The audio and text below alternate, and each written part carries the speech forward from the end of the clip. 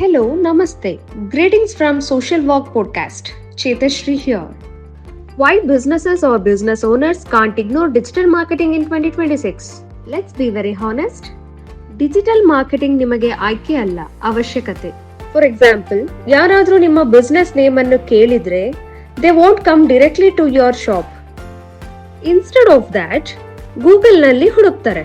ನಿಮ್ಮ business Google ನಲ್ಲಿ ಕಾಣಿಸದೇ ಇದ್ರೆ ಅಥವಾ if your digital presence inactive, confusing ಅಥವಾ ಅನ್ಪ್ರೊಫೆಷನಲ್ ಆಗಿದ್ರೆ definitely they will silently move on. ಈಗಿನ ಕಸ್ಟಮರ್ಸ್ ಎಲ್ಲ ಏನ್ ಮಾಡ್ತಾರೆ ಅಂದ್ರೆ ಗೂಗಲ್, ಇನ್ಸ್ಟಾಗ್ರಾಮ್, ಫೇಸ್ಬುಕ್ ನೋಡ್ತಾರೆ, ದೆನ್ ರಿವ್ಯೂಸ್ ಚೆಕ್ ಮಾಡ್ತಾರೆ, ನಿಮ್ಮ ಬಿಸ್ನೆಸ್ ರೆಸ್ಪಾನ್ಸ್ ಹೇಗಿದೆ ಅಂತ ನೋಡಿ ದೆನ್ ಡಿಸೈಡ್ ಮಾಡ್ತಾರೆ.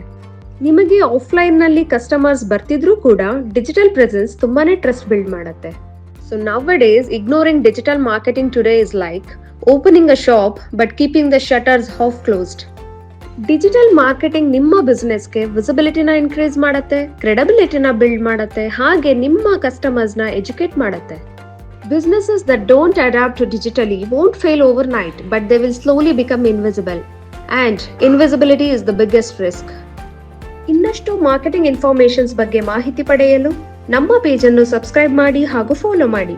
ಮುಂದಿನ ಎಪಿಸೋಡ್ನಲ್ಲಿ ಮತ್ತೆ ಭೇಟಿಯಾಗೋಣ.